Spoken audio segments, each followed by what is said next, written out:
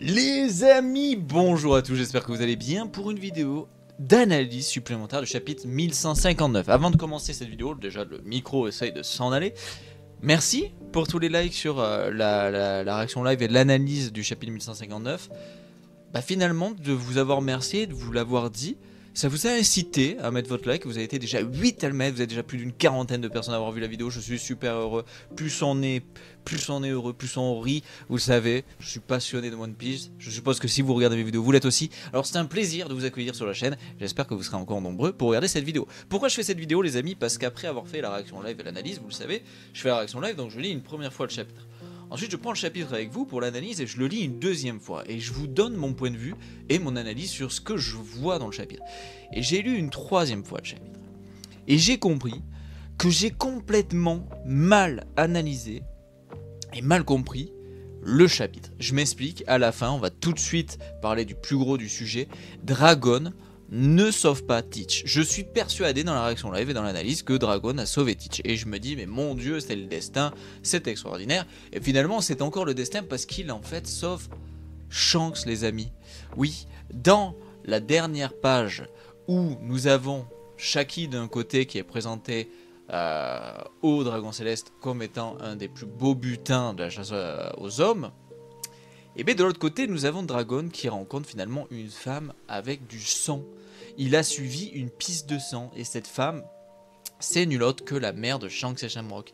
Et en fait, c'est pour ça qu'elle dit escorter mes enfants. Malheureusement, lors de la réaction live et de l'analyse, j'ai vu ensuite la page avec Viens Teach, tout va bien se passer, et j'ai fait un biais cognitif, je me suis fait avoir. Je me suis dit, Buness, la mère de Teach confie son enfant à Dragon. Mais en fait, pas du tout. C'est deux instants totalement distincts et des personnes totalement différentes. Donc Dragon va, en suivant une piste de sang, déjà qu'il avait des soucis, je vous l'ai dit lors de l'analyse, avec la moralité de la mission qui est en cours pour lui-même et pour ses coéquipiers de la marine, il va suivre une piste de sang et se rendre compte qu'il y a une personne, une civile, qui est mortellement blessée, qui va lui demander de sauver ses enfants du dragon céleste Garling.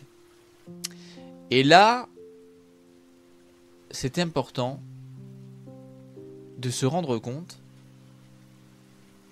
que sans Dragon, Shanks n'existe pas. Sans Dragon, Luffy, comme on le connaît, n'existe pas. Et je vous parlais du destin. Dans la première analyse, je disais, mais c'est le destin, vous vous rendez compte, Dragon qui a sauvé Teach, c'est l'ennemi naturel de soi. Mais en réalité, qu'a fait le destin? Ce fameux destin, donc chez Beck se sont appelés les amis. Le destin a fait que Dragon a permis à Shanks de survivre et Shanks de confier l'héritage, le plus grand héritage de l'œuvre à Luffy. Car sans Shanks, Luffy ne mange jamais le Gomu Gomu no Mi. Le Nika Nika no Mi si vous préférez. Et ça, c'est encore plus beau finalement. Et derrière, pour la deuxième maman, parce qu'on a deux mamans, c'est tout simplement Teach qu'on voit, et sa maman qui lui dit « Viens mon enfant, tout va bien se passer ». Et en fait, je n'avais pas compris, mais ils sont mis derrière des barreaux. Donc, actuellement, Teach et sa mère ont été identifiés par les dragons célestes pour le chasse à l'homme, ont été emprisonnés et font partie des futurs chassés.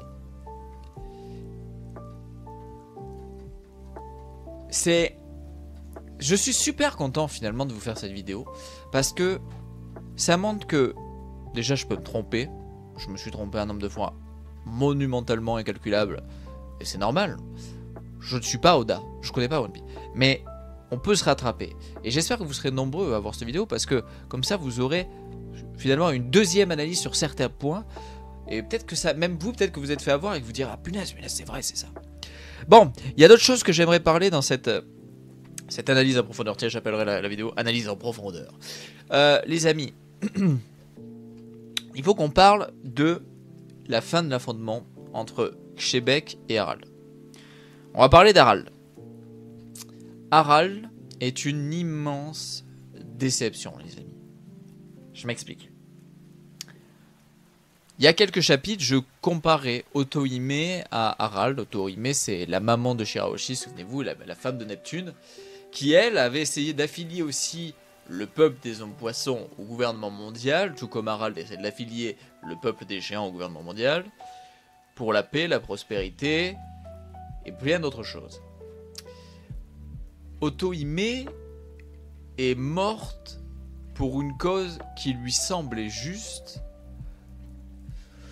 sans savoir foncièrement les horreurs attelées au gouvernement qu'elle essayait de rejoindre. Et son objectif était une paix stable pour son île et son peuple. Bien sûr, nous l'avons vu à maintes et maintes reprises. D'ailleurs, Shirahoshi a failli en faire les frais. Un dragon céleste, s'il veut quelque chose, il peut l'avoir. Personne ne doit se mettre sur son chemin. La seule personne qui a pu, c'est Mjosgard, et elle a été tuée, cette personne, hein, c'est un Mjosgard, par Garling, le fameux trou du cul. Lui, on le déteste, je pense, tous. Otohime, elle a toujours lutté contre la haine de son peuple. L'arc des hommes poissons est un arc foncièrement poussé pour faire comprendre que la haine sans la connaissance, et le racisme, dans cet arc plus particulièrement, c'est vraiment stupide. Otohime est là pour nous faire comprendre, pour faire passer un message qui est beau, sublimé. Ne mettez pas sur les épaules de certains les fautes d'autres. Et ça, dans notre monde réel, est un message qui peut être mis sur plein de sujets et beaucoup de civilisations, de cultures, de peuples. Je ne vais pas en citer, mais je suis sûr que vous voyez plein d'exemples quand je vous dis ça. Mais Otohime, sa cause était juste. Harald, sa cause est juste, sa cause est noble. Vouloir que son peuple arrête de guerroyer, vouloir que son peuple puisse marchander, entretenir une culture commune, partager sa culture, s'entendre avec les autres, c'est plus que noble. Le problème, c'est qu'il s'engouffre dans la seule voie qu'il pense imaginable, c'est-à-dire le gouvernement mondial. Il se soumet au gouvernement. Pour lui, il n'y a nulle autre possibilité. La seule, c'est se soumettre. La seule, c'est être affilié. Et il a tout faux. Et Xebec est peint là comme le vieil ami que tu as perdu et qui essaie à chaque fois de te faire ouvrir les yeux, mon vieil ami. Mais il n'y arrive pas. Et c'est hyper triste parce que moi, ça me pousse plus les chapitres avancent, plus je me dis, Harald, finalement, t'es qu'un idiot. Et ton fils a eu raison de dire que t'es un couillon. Parce qu'autant tu as une noble cause, autant tu as eu des œillères, mon cher Harald, immensément sur ton visage. Et c'est dommage. Parce que finalement, sa cause est noble. Et Loki, qui dans le temps réel est le dernier, peut-être, géant antique du sang d'Harald, va lui, j'espère, faire le bon choix d'accompagner Luffy, d'accompagner Nika, et comme dans la fresque, j'en parle souvent, je fais souvent référence à elle, combattre l'oppresseur Im pour libérer tous les peuples de One Piece. Derrière ça, les amis, on va parler de Xebec un peu. Je vous avais dit qu'on parlerait un peu des deux. J'aimerais déjà faire un petit aparté. Xebec n'est pas un gentil. Alors, il est dépeint, et c'est vrai, comme quelqu'un de assez noble, et c'est juste de le dire, vous avez raison d'être fan du personnage, il est franchement très très bien écrit, et puis c'est très agréable de voir qu'il va sacrifier ses ambitions quand même de devenir le roi du monde, de conquérir le monde, pour sauver la femme et son enfant. Et ça, c'est très noble. Encore une fois, on est sur une cause noble. Mais j'aimerais vous rappeler que Rox d'Ixchebek et les Rox n'est pas un équipage sympathique comme Luffy. C'est un équipage qui fait des pillages, qui a fait des meurtres, qui a attaqué des pays. C'est un équipage pirate. Tout ce qu'il y a de plus pirate. Et c'est pas un souci. Moi, j'ai aucun souci avec, par exemple, Eustace Kid. Eustace Kid est un pirate. C'est un forban. Non, il est pas gentil. C'est un pirate. C'est un pirate.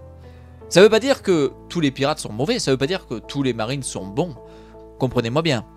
Ça ne veut pas dire que toutes les actions de Xebec sont mauvaises. Seulement, j'aimerais remettre quand même un peu l'église au centre du village. Pourquoi je dis ça?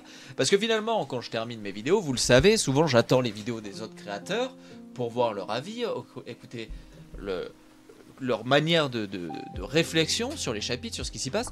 Et je regarde aussi beaucoup sur les réseaux tous les autres fans comme moi et leur avis. Et beaucoup en sens Xebec. Et disent, ouais mais Xebec en fait c'était un gentil. Attends, mais t'es en train de me dire que Garp et Roger ils l'ont pull-up alors qu'ils voulaient juste... Oui, il vient sauver sa femme et son fils. C'est une réalité, vous avez raison. Et finalement, même il le dit, c'était une connerie énorme de capturer Shiki, mais ça c'est pas mon problème. Moi je veux surtout permettre à ma femme et mon fils de s'enfuir. Ça me va si je permets à ma femme et ma fille et mon fils de s'enfuir, ça me va. Hein? Mais avant ça, Xebec, il a 10 000 faits. C'est l'homme, c'est presque, genre, je pense qu'on peut se le dire, il domine les océans. Pour moi, comment c'est dépeint, il domine les océans. Lui et les siens. Ça ne veut pas dire que les équipages ne peuvent pas rivaliser avec lui. Je pense que Roger y arrive. Je pense que les Kuja, pour X ou Y raison, y arriver. Je ne parle pas forcément de puissance. Ok, n'oubliez pas, si vous me suivez depuis un moment, la puissance, on peut la quantifier de bien des manières. Par exemple, prenez Shaki dans le chapitre. Le fait d'avoir arrêté quand même l'économie du monde pendant 2 semaines, c'est une sacrée forme de puissance. Hein. Sauf que c'est pas de la puissance. Hein. Donc, bref. Mais Xebec a fait énormément de mal en étant libre. Et ça, bien des pirates qu'on connaît l'ont fait. Kid l'a fait. D'ailleurs, Roger est totalement ce genre de pirate. Roger le dit. Qu'est-ce que c'est la piraterie? C'est on prend ce qu'on veut. On est libre de prendre ce qu'on veut. Quand on veut quelque chose, on va le chercher. On n'est pas des foussards, etc. Et d'ailleurs, dans le chapitre, qu'est-ce qu'il fait? Et il dit putain, mec, Xebec. La réflexion de Roger, c'est celle-ci, les amis. C'est, non, mec, Xebec, attends, sans déconner, elle était chez toi, Shaki. Moi, je suis amoureux d'elle, j'ai pas de soucis, elle s'installe chez toi. Mais attends, par contre, tu dois la protéger. Et t'as pas réussi à la protéger. Bon, ben, tu fais chier, je vais y aller. Je vais aller la protéger. Je vais aller la sauver. Et d'ailleurs, c'est très mignon parce que, comme je vous l'avais dit lors de la première analyse, on voit Riley qui lui, de coup... Alors, ça serait super intéressant, d'ailleurs, étant donné qu'on sait que Riley et Shaki ont une relation qui existe, ça serait super intéressant que ce qui marque le début de leur relation soit une magnifique page où Garling, ce salopard, soit mis à terre par Riley. Riley, c'est le seigneur des ténèbres. C'est le second du futur roi des pirates. Je vous rappelle tout de même que Barbe Noire, dans le monde actuel, dans le présent, sur sa simple présence, et sur un coup de bluff de Riley avec son acquis des rois, c'est vrai, et lui-même l'a reconnu, il ne pourrait pas le battre en combat singulier. Plus le battre en tout cas. Plus le battre. Mais Barbe Noire a été obligé et contraint à quitter l'île et laisser Bois Hancock en vie. Ce qui veut dire qu'il respecte le bonhomme. La marine ne le traque même plus. Les amiraux, quand ils l'ont croisé, Kizaru plus particulièrement, ça les embête. Riley, c'est un monstre dans l'univers de One Piece, les amis. C'est un monstre. Rien n'empêche que ce qui scellera la relation et l'amour de Shaki et Riley, et je trouverais ça super chouette, dites-moi dans les commentaires si vous êtes plutôt d'accord ou pas, vous avez le droit, ça serait que Shaki, en prise aux mains de Garling, ce salopard, soit sauvé par Riley. Et je trouverais ça magnifique, les amis. Derrière, les amis, on va finir avec Garling parce que j'ai approfondi les points les plus importants. Garling, les amis, on pourra parler de Garp si vous voulez, comme et Dragon. Garling, c'est vraiment un monstre. C'est vraiment un monstre. Je vous le dis, je me suis souvenu de la mort de Mjosgard. C'est Garling qui l'a tué. Garling, c'est vraiment... J'ai franchement... C'est un grand mot, mais c'est un personnage qui me fait peur. Je ne sais pas comment l'expliquer, mais Garling est tellement dépeint comme un personnage froid, mais qui se moque de la vie. Il se moque de la vie. Il ne met pas... la vie des gens n'a aucune valeur à ses yeux. La mère de ses enfants n'a aucune valeur. Et c'est terrible parce que ça nous rappelle cette pauvre Ginny à qui on a donné une maladie, qu'on a mis enceinte pour voir si le bébé... C'est quand même ton bébé. Oui, non, mais on s'en fout, c'est une expérience. La vie n'a pas de valeur. Ce sont des monstres. Et c'est là que on peut faire vite fait quand même un lien avec Shebeck pour cette analyse. Oui, Shebeck ne fait pas que du bien. Oui, Shebeck fait parfois du bien à parfois des causes justes. Mais c'est un homme qui, voilà, il fait des bonnes actions, des mauvaises actions. C'est un homme. Les dragons célestes, les doyens, les chevaliers, ce sont des monstres. Ils se sont tellement engouffrés dans leur complaisance de se dire nous sommes au-dessus de tout qu'ils n'ont plus une once d'humanité. Et c'est hallucinant comment ça se... C'est viscéral. Cette case où il... Du coup, la femme que voit Dragon à la fin du chapitre, j'ai ouvert la diagonale, c'est d'une froideur. Il y a ces deux enfants à 2 mètres de lui. Et lui, il plante la femme qui lui a donné ses enfants. Mais merci Dragon d'en avoir sauvé un. De l'horreur qu'est... Et finalement, on peut le dire, pauvre Shamrock. Ça n'excuse pas ce qu'il va faire dans sa vie, ce qu'il fera dans sa vie. Ça ne l'excuse pas. Mais on peut dire pauvre enfant. Parce que Shanks a eu la chance d'être sauvé. Shamrock, lui, non. Il est né dans ça. Et Doflamingo est exactement la même chose. Alors vous me direz, oui mais regarde, Corazon, lui, il a tourné gentil. C'est vrai, c'est vrai. Corazon avait une âme tellement bonne et un cœur tellement grand que son humanité ne s'est pas éteinte au milieu de toutes ces salopards. Mais finalement, que ce soit Doflamingo, que ce soit Shamrock, les enfants qui naissent au milieu de ces pourritures ne peuvent pas s'épanouir. Vous voyez ce que je veux dire? C'est quelle froideur, mais Garling, mais quelle... J'ai hâte que dans l'œuvre, on arrive au moment où il se fasse complètement exploser. Pour parler de Garp et de Dragon, vite fait, dernière chose, les amis, et je clôturerai cette analyse supplémentaire du chapitre. Déjà, première chose, que Roger aille sur l'île et du coup essaye de sauver Shakti. Moi ça me choque pas, vous le savez, il est fou amoureux éperdument, il est complètement fada. Le fait que Roger pète la gueule à Shebeck, s'il voit que Shebeck pour X ou Y raison active un pouvoir insurmontable et que même ça peut causer la mort de plus de personnes et pas forcément que des dragons célestes, parce que oui, le biais qu'on a c'est les mots de Sengoku qui dit oui, en fait Garp il a dû s'associer à Roger pour sauver les dragons célestes, machin. Peut-être qu'ils ont sauvé bien plus de monde qu'on ne le croit. Je vous rappelle que l'île de God Valley est introuvable. Souvenez-vous qu'elle n'est plus trouvable, cette île. On ne sait plus où elle est. Est-ce qu'elle existe encore? On ne sait pas.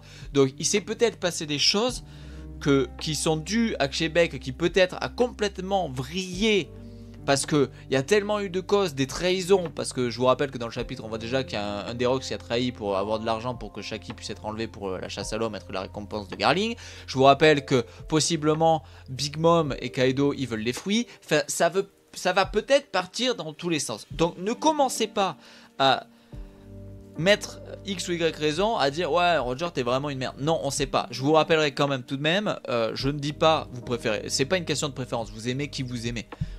Et grand bien vous fasse, seulement respectez qui est Roger. Que ces flashbacks ne vous fassent pas penser que Roger est une fraude. Roger est tout de même capable à l'ère actuelle dans ce flashback de voguer sur un océan et de faire face à Québec. Donc si vous respectez Québec parce qu'il vous impressionne, Roger le doit tout autant. Et je vous rappellerai quand même que quand Québec est tombé, alors oui c'est sûrement plus facile pour Roger de découvrir le One Piece, mais il a découvert Loftel. Celui qui a réellement le plus découvert sur l'histoire et qui a pu se rendre compte que... Parce que du coup, il a même possiblement, je vous rappelle, nous n'avons toujours pas vu Roger avoir les ambitions de connaître qu'est-ce qui s'est passé dans le monde. Qu'est-ce qui empêche que Roger reprenne le flambeau de Québec? L'histoire, et nous voyons Morgan. Morgan est celui qui arrive, pour plein de raisons, à modifier la réalité, à modifier l'information, à la tourner dans le sens qu'il veut. C'est complètement possible que l'histoire de God Valley ait été tournée, et tout le peu d'infos qu'on avait avant, tournée dans le sens que ceux qui nous le contaient avaient besoin. Vous voyez ce que je veux dire? Et j'espère que vous comprenez. Et pour ce qui est de Dragon, moi je vois à aucun moment, je l'ai dit lors de l'analyse, mais Dragon ne pourra plus jamais s'entendre avec Garp après ce qui s'est passé. Sachant qu'en plus, il sait que 100% Garp était au courant de ce qui allait se passer. Et ça, c'est impossible que Dragon tolère et le pardonne à son père. Je ne vois pas comment Dragon pourrait pardonner à son père le fait de cautionner une telle monstruosité. Les amis, c'était l'analyse supplémentaire du chapitre 1159, j'espère que vous aura plu. C'était un grand plaisir de vous retrouver encore une fois pour parler de One Piece. On se retrouve très vite pour le chapitre 1160. Et puis j'ai hâte de voir dans les commentaires vos retours, votre avis, etc. Merci pour tous les pouces bleus sur la dernière vidéo et sûrement sur celle-ci. Abonnez-vous si c'est pas fait. Et comme d'habitude, on termine la vidéo en vous disant, prenez soin de vous et des vôtres. Bye bye tout le monde, ciao ciao.